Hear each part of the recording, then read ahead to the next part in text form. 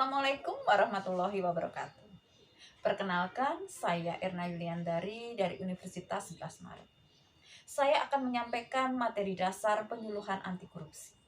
Seperti kita ketahui bersama, kasus korupsi di negara kita ini dari tahun ke tahun semakin meningkat. Sehingga dibutuhkan usaha untuk mencegah dan menentang korupsi. Adapun beberapa usaha untuk mencegah dan menentang korupsi bisa dilakukan dengan tindakan preventif. Melakukan edukasi sedini mungkin, pengembalian uang negara, melakukan pengawasan melekat, mensosialisasikan penyuluhan anti korupsi, perbaikan sistem pengawasan, dan mempermudah sistem perizinan.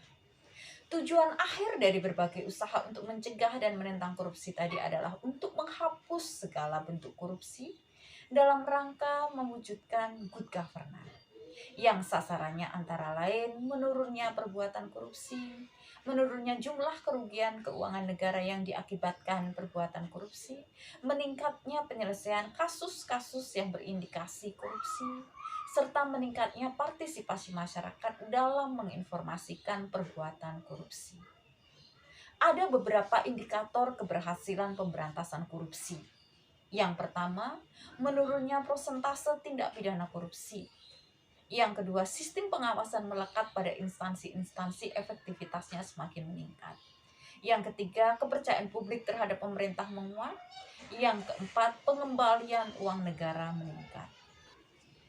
Korupsi juga menimbulkan dampak di berbagai bidang, antara lain di bidang kesehatan. Hal ini bisa terlihat dengan mahalnya harga-harga alat kesehatan, meningkatnya angka kematian ibu melahirkan dan juga angka kematian bayi, penurunan kualitas gizi anak. Dan juga bisa kita lihat di sektor pendidikan dengan tingginya biaya pendidikan sehingga mengakibatkan banyak anak putus sekolah, yang mengakibatkan tingginya tingkat pengangguran. Perbandingan antara kerugian keuangan negara dan hukuman finansial terhadap koruptor ternyata selama ini belum sebanding. Hal ini disebabkan karena putusan pengadilan yang diberikan kepada koruptor justru lebih rendah dibandingkan dengan tuntutan jaksa. Tuntutan jaksa lebih rendah dibandingkan dengan kerugian negara akibat korupsi. Sehingga hukuman finansial kepada terpidana korupsi masih belum dapat menutupi kerugian korupsi yang ditimbulkan. Nah, kalau tadi kita sudah bicara masalah bagaimana usaha mencegah dan menentang korupsi, sekarang kita akan bicara mengenai apa itu korupsi. Korupsi adalah berasal dari bahasa Latin yang itu corrumpere, corruptio atau corruptos. Di beberapa negara dunia memiliki istilah tersendiri. Di Indonesia dikenal istilah korup, yang artinya busuk, palsu, suap. Korup diartikan juga sebagai suka menerima uang sogok, menyelewengkan uang atau barang milik perusahaan atau negara, menerima uang dengan menggunakan jabatan untuk kepentingan pribadi.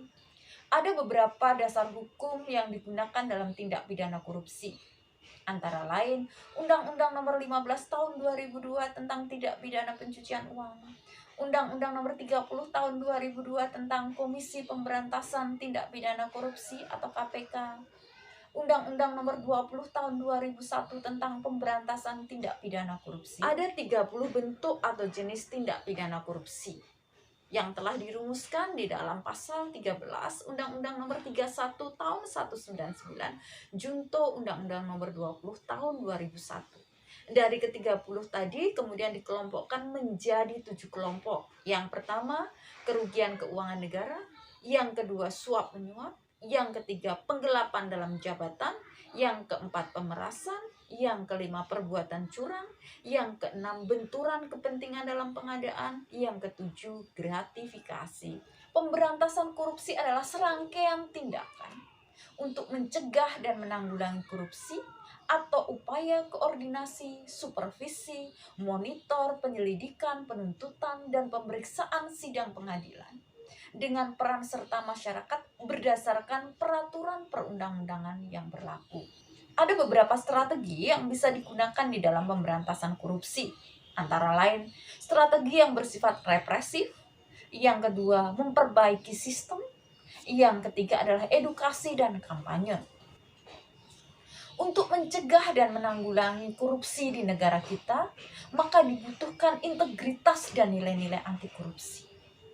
Integritas adalah bertindak secara konsisten antara apa yang dikatakan dengan tingkah lakunya sesuai dengan nilai-nilai yang dianut. Nilai-nilai anti korupsi adalah nilai-nilai yang harus dianut kelompok sasaran agar berperilaku anti korupsi.